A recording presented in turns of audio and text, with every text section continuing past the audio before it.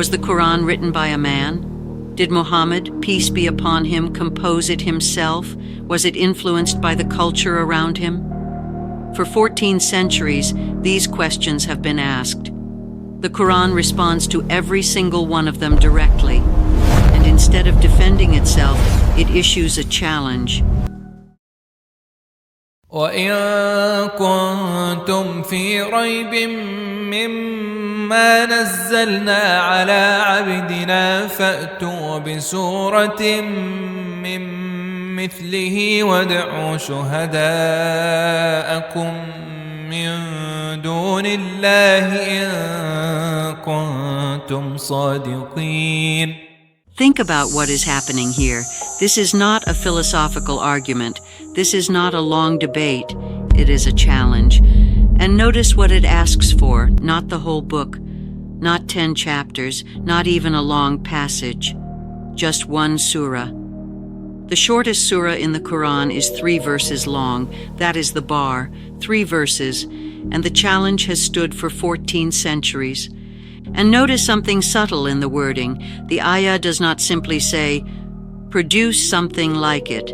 It says, produce a surah from something like it, meaning, even if you gather help, inspiration, or support, the challenge still stands.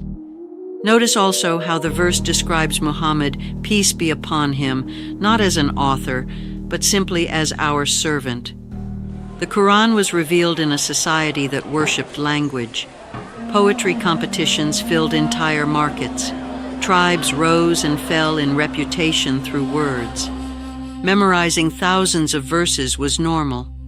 Composing something beautiful was the highest honor a man could earn. If there was ever a time and place where someone could answer this challenge, it was there, among the most gifted masters of Arabic that history has ever produced. They heard the Quran. Even some of its strongest opponents admitted that its language did not resemble anything they knew. And they could not answer the challenge. Not one surah, not one page, not one verse that came close. The challenge remained. And then, the Quran says something even more striking. The very next verse. فَإِن لَّمْ تَفْعَلُوا وَلَن تَفْعَلُوا فَاتَّقُوا النَّارَ الَّتِي وَقُودُهَا النَّاسُ وَالْحِجَارَةُ أُعِدَّتْ لِلْكَافِرِينَ. Read those words again. وَلَن تَفْعَلُوا, and you will never do it. Think about what that means. This verse was revealed 14 centuries ago, and it placed a prediction inside the text itself. A prediction that every generation of humanity would be free to test. And for 14 centuries, the text has remained exactly where it began, waiting. The verse even describes the fire in unsettling detail. A fire whose fuel is people and stones. A reminder that rejecting the truth is not just an intellectual mistake. It has consequences. Think about the confidence of that statement. Allah didn't say, you probably won't. He didn't say, you might struggle. He didn't say, it will be very difficult. He said, you will never do it. This is a book claiming, in writing preserved forever, that no human being across all of time will ever produce something like it. Not tomorrow, not next century, not with the technology of the future, not ever. That is either the boldest claim ever put into writing, or it is the truth speaking with the certainty that only truth can afford. For 14 centuries, critics, linguists, poets, and scholars have examined this book intensely. Entire academic careers devoted to finding a single flaw, the challenge still stands, unanswered, unmatched. And in our time, people have even asked advanced AI systems to attempt something similar. Systems tested by the most powerful AI systems ever built. Every book, every poem, every piece of writing humanity has ever produced.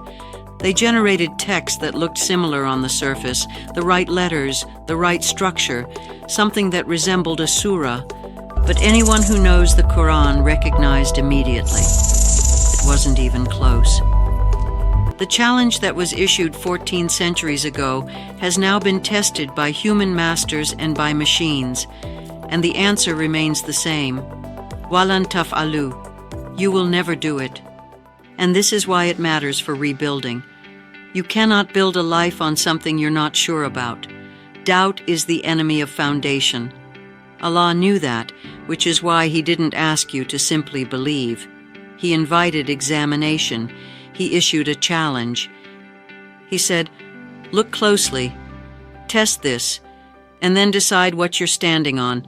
The ground you're building on has been tested by the most eloquent people who ever lived, and by the most advanced technology humanity has ever created, and it has never been broken. Tonight, pick up the Quran, any surah, any page. Read it not as habit. Read it as someone hearing it for the first time. Listen to the rhythm, the weight of the words, the way meaning and sound move together. And then ask yourself honestly, could a human being have written this? If the answer is no, then you know exactly what you're building on, and you can build with confidence. The foundation is not fragile. It has been challenged by the greatest masters of language who ever lived.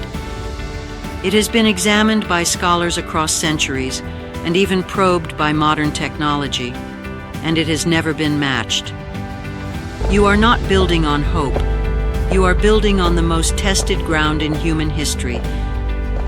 May Allah make us of those who read His book with certainty and who build their lives on what 14 centuries could not move.